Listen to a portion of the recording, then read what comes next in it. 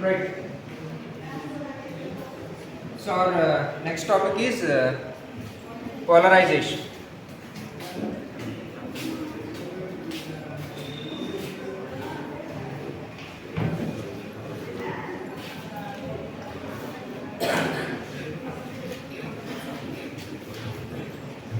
So polarization means what? To polarize, to create poles. What is a pole? South pole, North pole. Okay. Pole and pillar. Pillar around. So what do you mean by polarizing light? Light ni polarize చేస్తున్నారంటే దాని అర్థం ఏంటంటే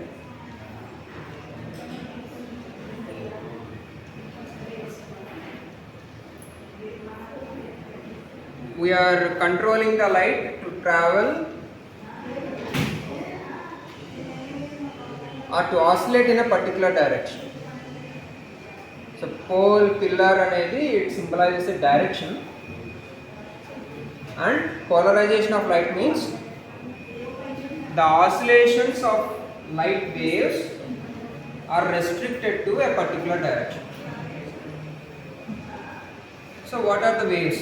So light ni wave form lo తీసుకుంటే ఏంటంటే what is the primary rule? Light is electromagnetic radiation.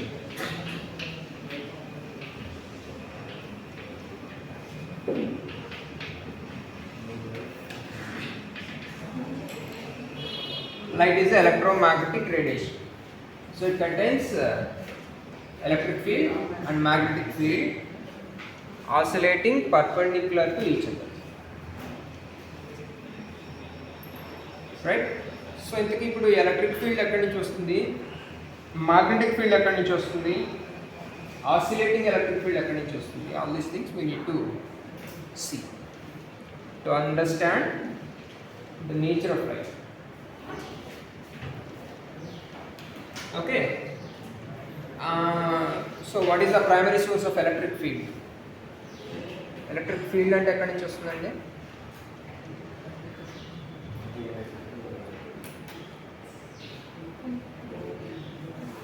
Ions.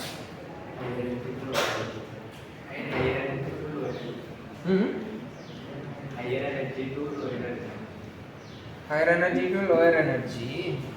Electric field, when you have charges,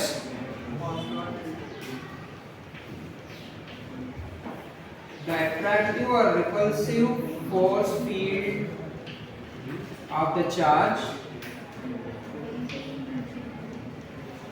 is represented by the field.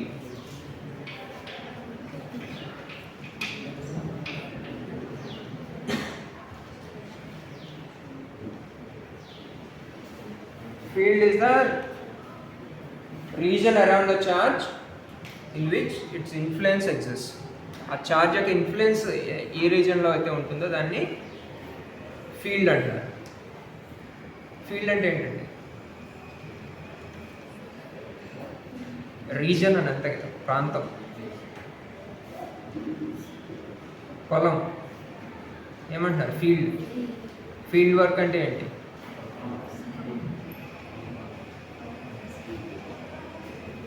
In some region you are going to work. It's a physical place. So ఇక్కడ ఏంటి? Field of a charge అంటే ఏంటి? It is a reason where it's influence exist. Influence అంటే ఏంటి? ఆ charge ఎట్లా influence చేస్తుందండి? either it will attract or repel. So these are the possibilities. So electric field అంటే ఏంటి? It is a region where the attractive or repulsive forces of charge exist. So దానికంటే ఒక number ఇచ్చారు, దాని సంగతి తర్వాత చూద్దాం. So this is about electric field. So this is a uniform electric field. So now we need oscillating electric field.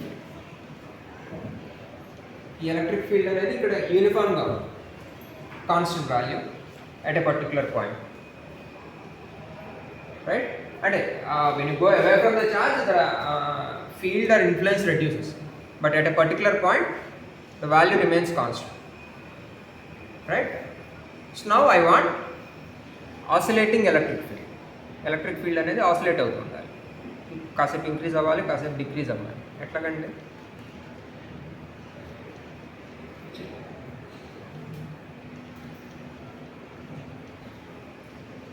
How to generate that oscillating electric field?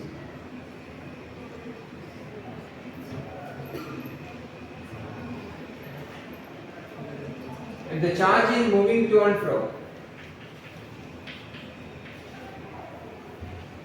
if the charge oscillates, what happens? I'm sitting here and measuring the force. So if the charge comes closer to me, I'll experience more force. If it goes away, I'll experience less force. So if the charge oscillates, the force experienced at a particular point will have ups and downs. So if I draw a graph for the electric field, I'll get a high value, low value, high value, low value. Some oscillations will occur as a function of time. So the electric field is a graph between the force experienced by the test charge as a function of time. So here I am keeping a test charge. This is a test charge. I am keeping a test charge at a particular location, and I am oscillating the actual charge. So what happens? I'll experience an oscillating electric field, or I'm generating an oscillating electric field. So oscillating electric field generate చేయాలంటే ఏం చేయాలి? You have to oscillate the charge. You have to move it to and fro. Move చేస్తే ఏమవుతుందండి? Oscillating electric field అనేది generate అవుతుంది. That's okay. Now I want to generate oscillating magnetic field. అసలు రెండింటిని mix చేయాలి తర్వాత సంగతి. So my second stage of operation is to generate oscillating magnetic field. So first of all, how to generate magnetic field? Magnetic field ఎట్లా generate చేయాలి?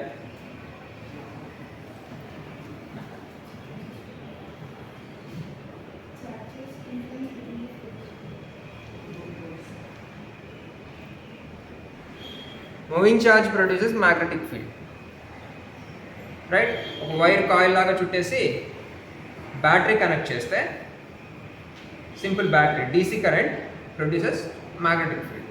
And charge moves, so moving charge produces magnetic field.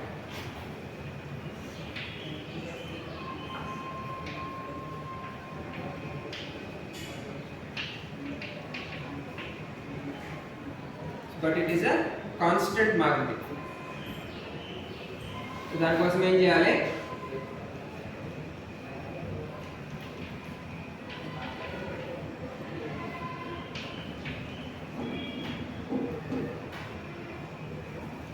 So ఇప్పుడు magnetic field ఏ డైరెక్షన్లో generate అవుతుందంటే,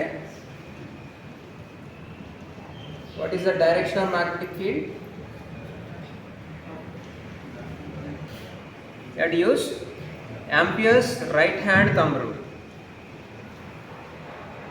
What is that? If the curl of fingers, what? Ampere's right hand thumb rule. If your thumb represents the direction of the charge movement, the curl of fingers represents the direction of magnetic field. So if you take a wire and if charges are moving along a particular direction, your curl of fingers represent the direction of magnetic field.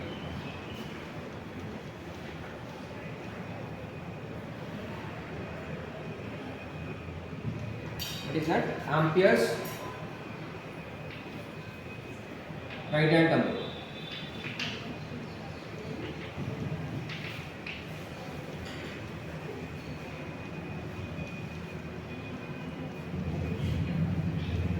thumb represents current,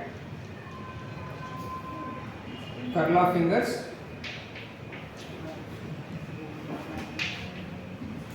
magnetic field.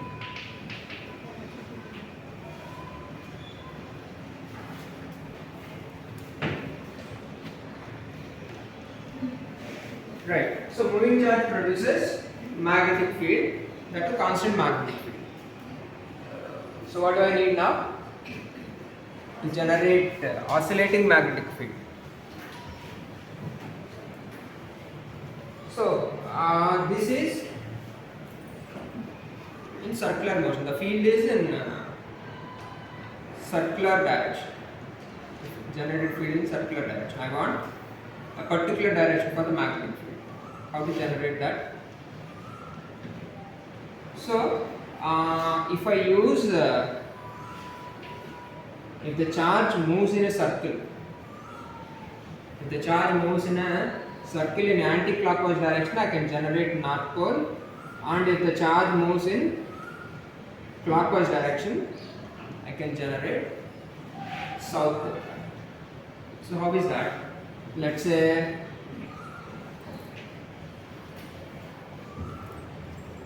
okay. So take a spiral spring kind of wire and apply electric field to it. I mean apply current to it, direct current. What happens? So what is the direction of magnetic field now?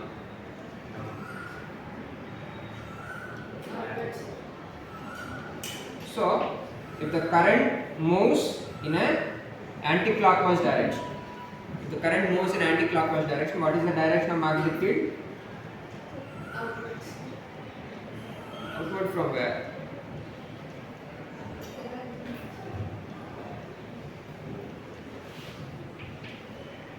Outwards from inside the loop. The field will be outwards, acting outwards from inside the loop. The loop inside is it will be working outwards. Whereas if the current moves in clockwise direction,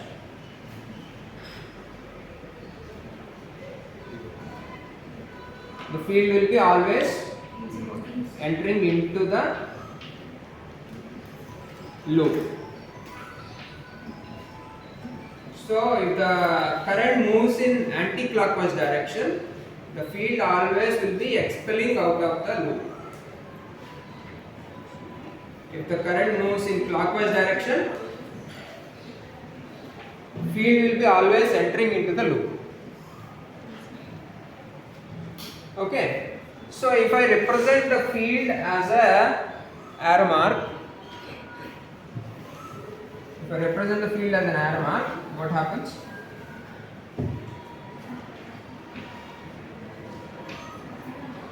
So arrowhead represents north pole and arrow tail represents south pole. So whenever I represent a field here, so here I will be facing the north pole. So at every point within the loop, the magnetic field will be pointing out of the loop.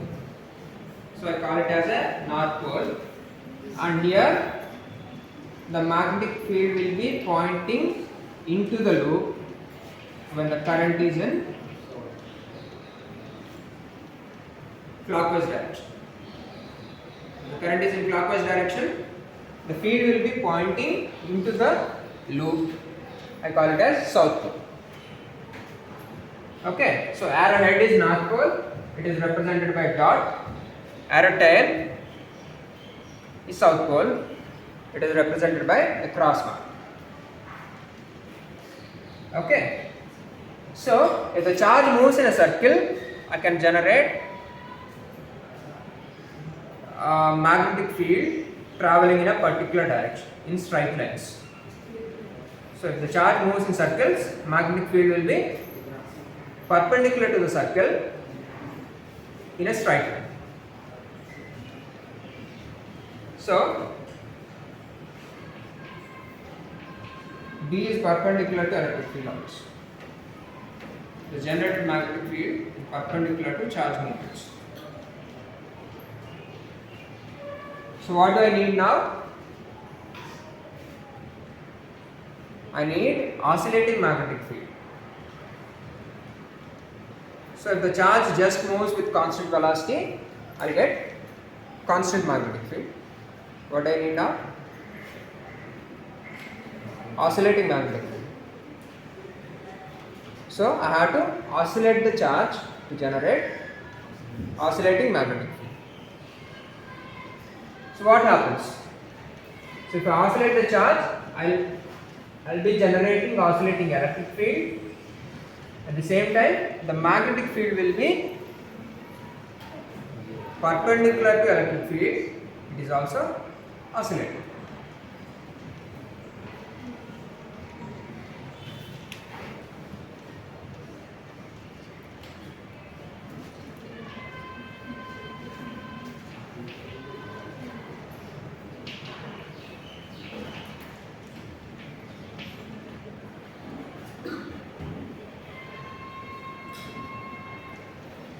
So on the plane, oscillations are electric field oscillations.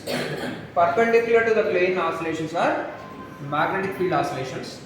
So both are self-regenerating. So it is self-regenerating electric and magnetic fields.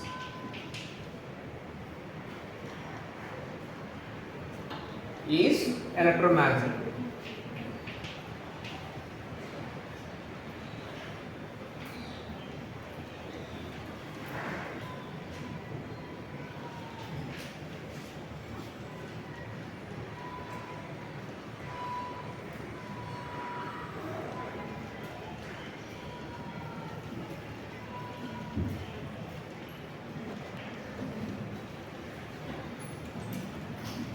Right? So now comes the question,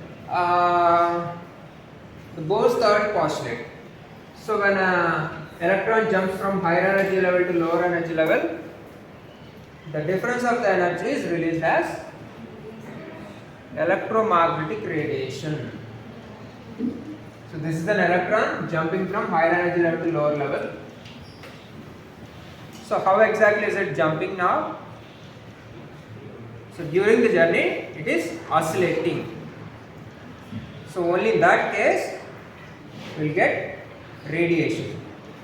Electromagnetic radiation eppudu vastundante? Only when the charge is oscillating. So if the gap is very high, I'll get high frequency radiation.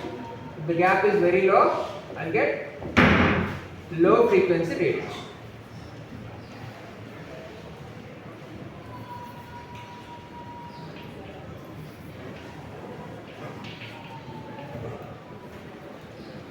అంటే ఏంటంటే the gap is very high, electron oscillations are very quick. It oscillates very quickly. The oscillations are very quick. Whereas if the gap is very low, the oscillations are very slow.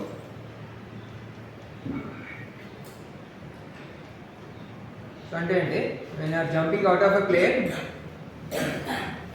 you'll have more vibrations, you'll have more oscillations. If you are jumping from a wall, you'll have less oscillations. As simple as that. So if the electron jumps from the lower height, lower energy level, you'll get low frequency radiation. If the electron jumps from higher energy levels, you get high frequency radiation. Simple. Right? So this is about electromagnetic radiation. So now what are the possibilities?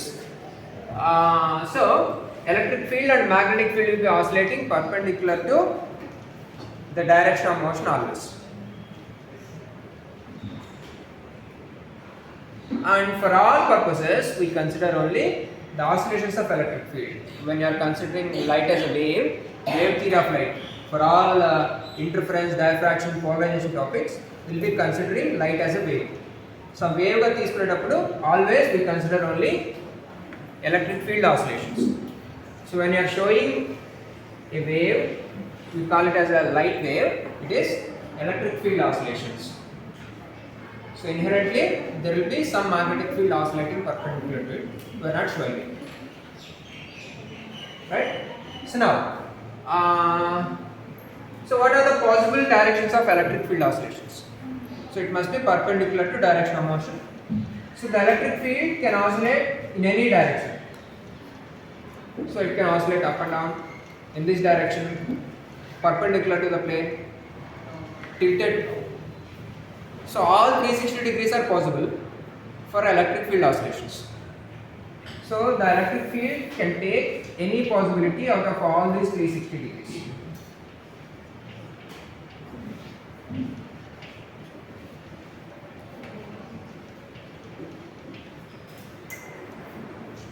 Right?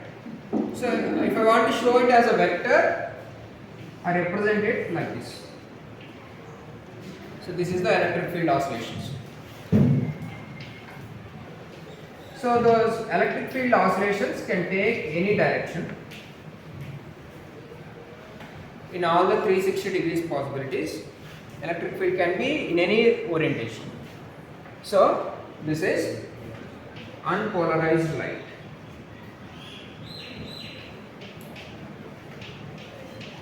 And if I restrict that electric field oscillations into a particular direction, and if I chop down all these things, and if I restrict the oscillations to one particular direction, it is polarized.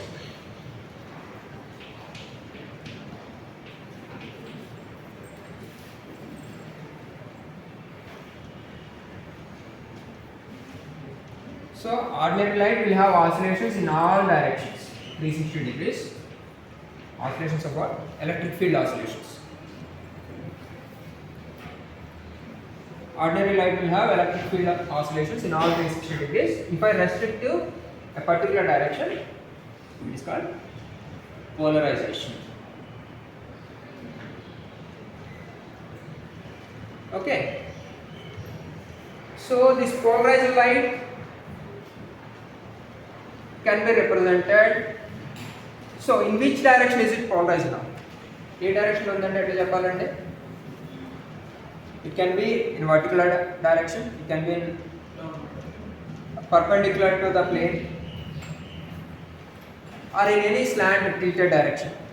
So there will be infinite possibilities. So దాన్ని ఎట్లా represent చేయాలి?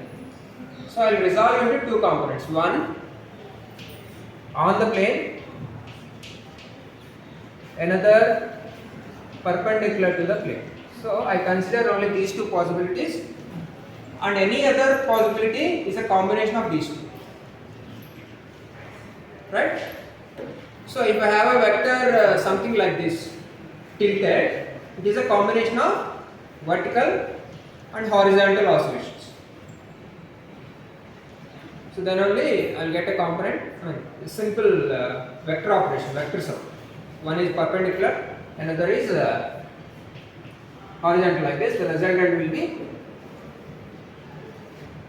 in between those two. So I consider only these two possibilities, and any other possibility is a combination of those two. Right? So these are the primary polarized light. One, oscillations on the plane, another oscillations perpendicular to the plane. Then what are the combinations?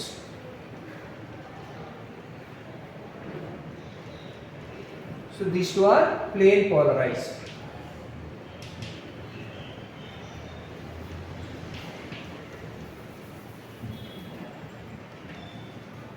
If I pull both of them at a time, so I am taking a point here. If I pull both of them at a time, I am considering one combination where both the oscillations occur at the same time. So like this,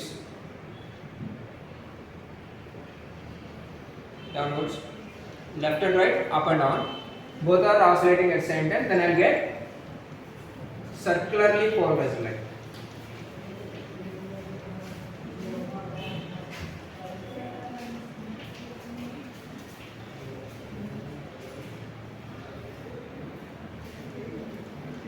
So if both pull the object at the same time, then I'll get circularly polarized light. And ఇక్కడ resonance figures లో వచ్చి ఉంటాయి. So if both oscillations occur at the same time with zero phase difference, I'll get linearly polarized light. There is a 90 degrees phase difference. So one is starting at 0, another starting at 1. So by the time this reaches 1, this will reach 0. So I'll get circularly polarized light. And both oscillations are perpendicular to each other. Other possibilities. So in circularly polarized light, I'll get two possibilities. Right circularly polarized and left circularly polarized.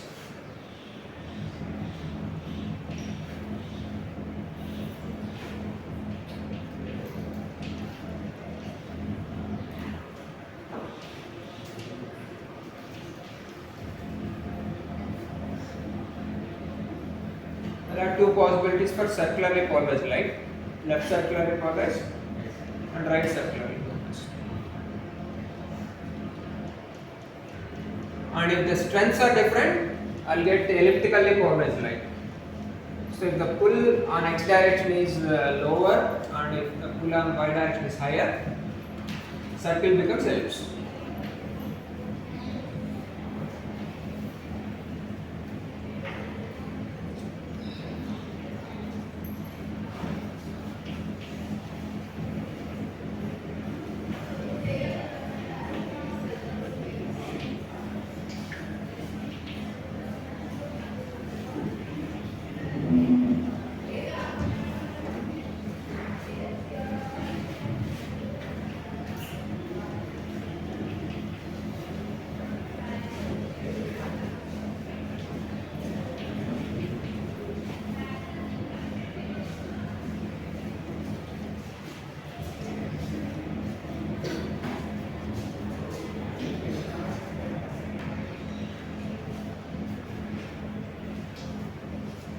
So for ellipse also we will have two different polarizations. One is right elliptically polarized, another is left elliptically polarized.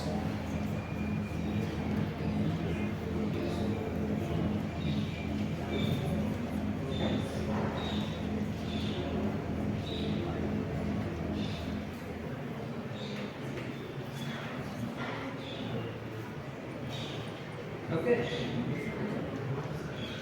So, how to generate this polarized light is a matter of discussion further. So, this can be generated in 2-3 different ways. One is by transmission. So, this you might have seen basically when light passes through optically active crystals. When light passes through optically active crystals perpendicular to optic axis. So the light waves oscillations along the optic axis only survive. So you get polarized light. So this is optic axis of the crystal. So the electric field oscillations along the optic axis only survive. So example for this is nickel.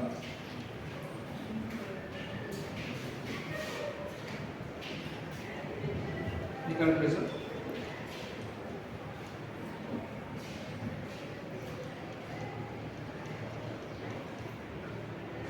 So when light passes through the optically active crystals, oscillations along the optic axis only survive. That is one possibility. Another possibility is polarization by reflection.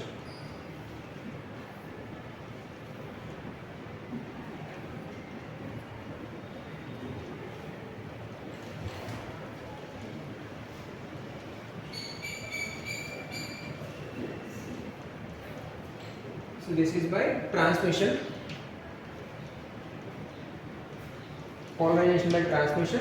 This is polarization by reflection.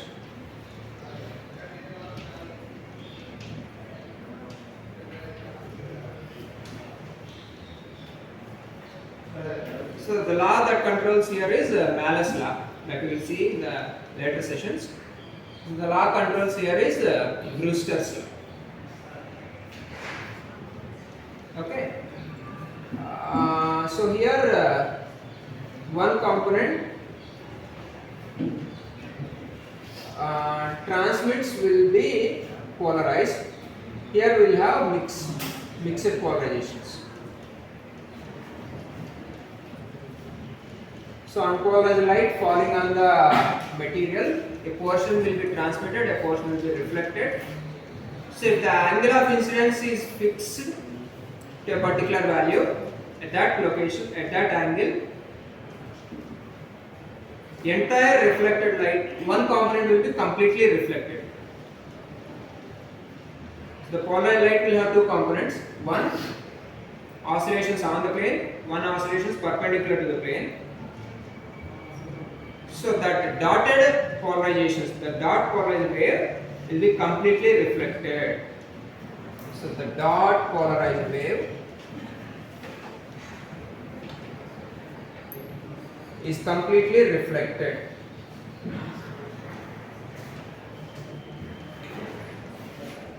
So that is one case.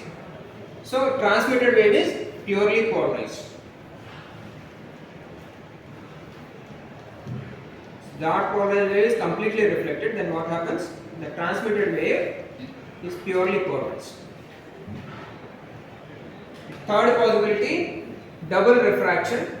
There are certain crystals which undergo double refraction. So a component will be horizontally polarized and a component will be vertically polarized. When unpolarized light falls on those crystals, double refraction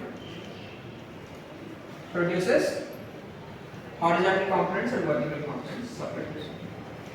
So these are the three general possibilities of generating polarized light. One by transmission, another by reflection, third by double refraction.